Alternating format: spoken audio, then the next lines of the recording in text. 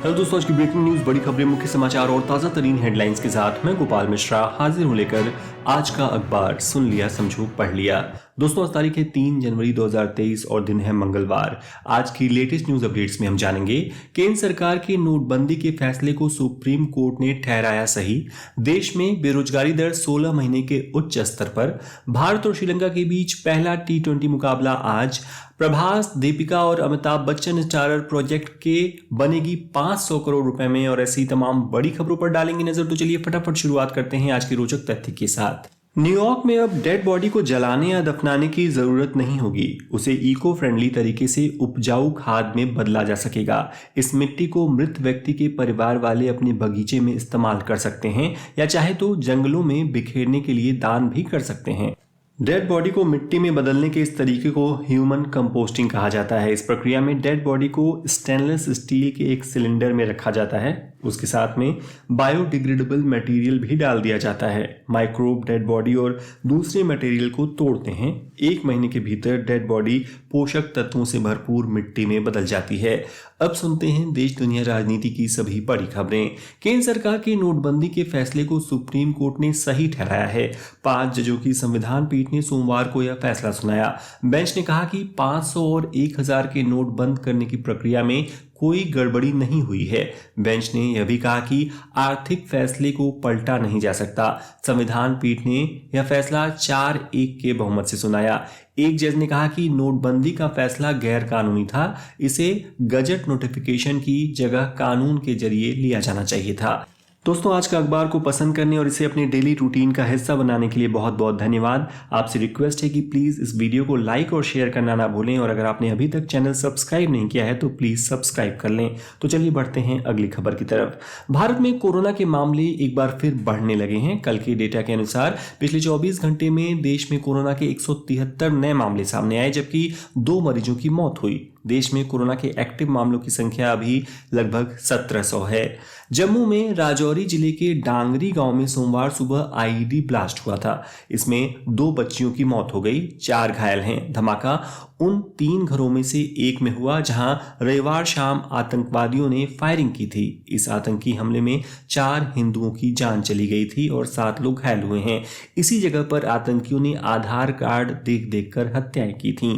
कांग्रेस नेता राहुल गांधी मानते हैं कि चीन के साथ बॉर्डर समस्या की वजह भारत के भीतरी हालात हैं। राहुल ने भारत जोड़ो यात्रा में शामिल हुए मक्कल निधि मय्यम एमएनएम के चीफ कमल हासन से बातचीत के दौरान यह बात कही। राहुल गांधी ने कहा, जब किसी देश में इकोनॉमी नाकाम हो, बेरोजगारी हो और अंदरूनी झगड़े हों तो विपक्षी इन हालात का फायदा उठाते हैं। दिल्ली के कांझावाल इलाके में 31 दिसंबर को कार सवार 5 युवकों ने 20 साल की एक युवती को टक्कर मार दी। हादसे के बाद युवक कार लेकर भागने लगे। लड़की कार के नीचे फंसी रही और करीब 12 किलोमीटर तक सड़क पर घिसटती रही। पुलिस के मुताबिक उसकी मौके पर ही मौत हो गई।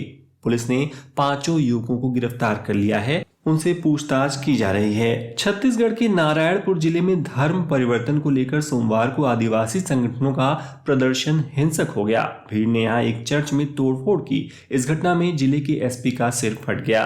आंध्र प्रदेश के गुंटूर में टीडीपी नेता एन चंद्रबाबू नायडू के कार्यक्रम में रविवार को एक बार फिर भगदड़ मच गई। घटना में 3 लोगों की मौत हो गई। इससे पहले 28 दिसंबर को नेल्लोर में चंद्रबाबू के कार्यक्रम में भगदड़ मची थी, जिसमें 8 लोगों की मौत हो गई थी। बेंगलुरु के प्रेसिडेंसी कॉलेज में एक स्टूडेंट ने छात्रा की चाकू मारकर हत्या कर दी। इसके बाद आरोपी ने खुद को भी चाकू मारकर आत्महत्या करने का प्रयास किया। फिलहाल वह हॉस्पिटल में एडमिट है। ठंड के कारण बिहार, यूपी समेत कई राज्यों के स्कूलों में कल से छुट्टियां घोषित कर दी गई हैं। पहाड़ी इलाकों में पारा माइनस से नीचे चला गया है। वहीं श्रीनगर में रविवार रात पारा -5.4 डिग्री तक नीचे चला गया। दिल्ली में ठंड का ऑरेंज अलर्ट जारी किया गया है। घने कोहरे ने भी लोगों को परेशानियां बढ़ा दी हैं। कई ट्रेन और फ्लाइट कोहरे के कारण लेट चल रही हैं। नए साल पर कनाडा की जस्टिन ट्रूडो सरकार ने पंजाबियों को बड़ा झटका दिया है। भारतीयों के साथ साथ कनाडा में गया कोई भी विदेशी अब वहां प्रॉपर्टी नहीं खरीद सकेगा। चाइना कम्युनिस्ट पार्टी पर नजर रखने वाली ह्यूमन राइट्स एक्टिविस्ट जेनिफर जेंग ने सोशल मीडिया पर दिल दहलाने वाला एक वीडियो शेयर किया। इसमें जिसमें एक शख्स को बिल्डिंग की छत से खुदकुशी करते देखा जा सकता है। जैंग का दावा है कि चीन में लोग कोरोना से परेशान होकर आत्महत्या कर रहे हैं। ऑस्ट्रेलिया के क्वींसलैंड में सोमवार को हवा में 2 हेलीकॉप्टर्स की आपस में टक्कर हो गई। इस हादसे में 4 लोगों की मौत हो गई, वहीं 3 लोग गंभीर रूप से घायल हो गए हैं। साल का दूसरा दिन शुरू होने से पहले ही रूस ने यूक्रेन पर ड्रोन से हमले करना शुरू कर दिया। इन हमलों में यूक्रेन की राजधानी कीव के बुनियादी ढांचों को निशाना बनाया गया है। वहीं बीबीसी के मुताबिक यूक्रेन ने नए साल की शाम को डोनेट्स्क इलाके में 400 रूसी सैनिकों को मार गिराया। इसकी पुष्टि रूस ने भी की है। पाकिस्तान के इस्लामाबाद में पुलिस भर्ती के लिए 1167 पदों के लिए परीक्षा हुई तो इतने बेरोजगार उमड़ पड़े कि पूरा स्टेडियम ही लोगों से भर गया। दावा है कि वहां पहुंचकर 30,000 से ज्यादा लोगों ने परीक्षा दी। ब्राजील में नए साल के पहले दिन यानी 1 जनवरी को लूला डा सिल्वा ने राष्ट्रपति पद की शपथ ली। वो तीसरी बार राष्ट्रपति बने हैं। शपथ ग्रहण समारोह के दौरान 10,000 सुरक्षा बल मौजूद रहे। ईरान में कई फुटबॉल प्लेयर्स को महिलाओं के साथ पार्टी करने की वजह से गिरफ्तार किया गया है। इन प्लेयर्स ने नए साल का जश्न मनाने के लिए 31 दिसंबर की रात पार्टी की थी। अब सुनते हैं बिजनेस वर्ल्ड की लेटेस्ट न्यूज। देश में बेरोजगारी की दर दिसंबर 2022 में बढ़कर 8.3% पर पहुंच गई। यह 16 महीने में सबसे अधिक है। इससे पहले अगस्त 2021 में बेरोजगारी दर 8.3% पहुंची थी। बेरोजगारी दर में बढ़ोतरी मुख्य रूप से शहरी क्षेत्रों में बेरोजगारी बढ़ने से हुई है। कल सोमवार को सराफा बाजार में सोने चांदी की कीमत में तेजी देखने को मिली। 2 जनवरी को सराफा बाजार में सोना 246 रुपए महंगा होकर 55,113 रुपए पर पहुंच गया। चांदी 68,500 के पार निकल गई। सराफा बाजार में कल ये 435 रुपए महंगी होकर 68,527 रुपए प्रति किलोग्राम पर पहुंच गई। भारत की मैन्युफैक्चरिंग एक्टिविटी में 2 साल में सबसे ज्यादा सुधार हुआ है। इस बात की जानकारी S&P ग्लोबल PMI डेटा में दी गई है। PMI डेटा के अनुसार दिसंबर महीने में मैन्युफैक्चरिंग PMI बढ़कर 57.8 हो गया, जो नवंबर में 55.7 था। अप्रैल 2023 के बाद भारतीय कार बाजार में 17 कारें डिसकंटिन्यू हो जाएंगी। इनमें सबसे ज्यादा होंडा की 5, महिंद्रा की 3, हुंडई और स्कोडा की 2, रेनो, निशान, मारुति सुजुकी, टोयोटा और टाटा की 1 कारें शामिल हैं। ज्यादातर कारें डीजल हैं। दरअसल भारतीय ऑटो इंडस्ट्री में 1 अप्रैल 2023 के बाद रियल ड्राइविंग एमिशन के नए एमिशन नॉर्म्स लागू हो जाएंगे। इन नियमों के लागू होते ही कार निर्माता कंपनियों को अपनी कारों के इंजन या तो अपडेट करने होंगे या फिर इन्हें डिसकंटिन्यू करना होगा। भारतीय शेयर बाजार में साल 2023 के पहले कारोबारी दिन तेजी देखने को मिली। कल सेंसेक्स 327 अंक बढ़कर 61,167 के स्तर पर बंद हुआ। निफ्टी 92 अंक की तेजी के साथ 18,197 के स्तर पर आ गया। फूड डिलीवरी प्लेटफॉर्म जोमेटो के को फाउंडर और चीफ टेक्नोलॉजी ऑफिसर यानी CTO गुंजन पाटीदार ने सोमवार को कंपनी से इस्तीफा दे दिया। पिछले काफी समय से कंपनी के टॉप लेवल के ऑफिसर्स लगातार इस्तीफा दे रहे हैं। FMCG company Dabur India limited ने 2 जनवरी को बादशाह मसाले में 51% हिस्सेदारी के अधिग्रहण को पूरा करने की घोषणा की। इस ट्रांजैक्शन के बाद बादशाह मसाला अब डाबर की सहायक कंपनी बन गई है। दुनिया भर की इकोनॉमी साल 2023 में 2022 से भी खराब रहने वाली है। IMF की हेड क्रिस्टलिना जॉर्जिवा ने कहा है कि 2023 में 1/3 दुनिया मंदी का शिकार होगी। उन्होंने इसका जिम्मेदार चीन, अमेरिका और यूरोपियन यूनियन की धीमी होती अर्थव्यवस्था को ठहराया है। अब सुनते हैं खेल जगत के मुख्य समाचार। आज 3 जनवरी को टीम इंडिया 2023 का पहला मुकाबला खेलेगी। श्रीलंका टीम T20 और वनडे सीरीज के लिए भारत आ चुकी है। आज पहले T20 के लिए हार्दिक की कप्तानी में टीम में कुछ नए चेहरे नजर आएंगे। सूर्य कुमार यादव पहली बार उप कप्तान बनाए गए हैं। किसी क्रिकेटर के टीम इंडिया में सिलेक्शन का आधार सिर्फ एक IPL सीजन का प्रदर्शन नहीं होगा। BCCI ने बीते रविवार को 4 घंटे चली रिव्यू मीटिंग में यह स्पष्ट कर दिया। BCCI ने IPL फ्रेंचाइजियों को साफ कहा है कि वे खिलाड़ियों के वर्कलोड का मैनेजमेंट सही से करें। भारतीय क्रिकेट कंट्रोल बोर्ड इस साल में विमेन T20 चैलेंज यानी WIPL कराने जा रही है। महिला लीग की मीडिया राइट्स की बिडिंग प्रोसेस शुरू हो चुकी है। टेंडर जमा की आखिरी तारीख 12 जनवरी है। Disney Hotstar, Sony network, Viacom 18 जैसे दिग्गज मीडिया ग्रुप ने मीडिया राइट्स के लिए टेंडर भर भी दिए हैं।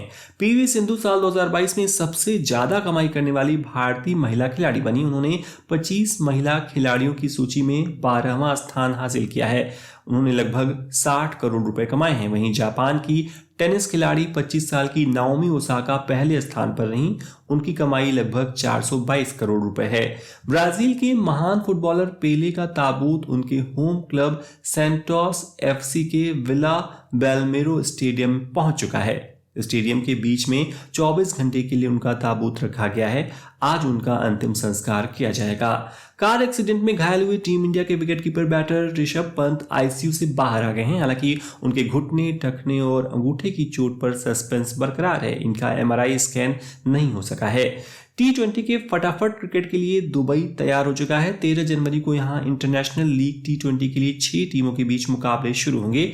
दुबई लीग की इन 6 टीमों में से 5 टीमों के मालिक भारतीय हैं। मुकेश अंबानी की रिलायंस, गौतम अडानी की स्पोर्ट्स लाइन और शाहरुख खान की नाइट राइडर्स की टीमें यहां मैदान पर नजर आएंगी। प्रत्येक टीम को लगभग 21 करोड़ रुपए का सैलरी कैप दिया गया है।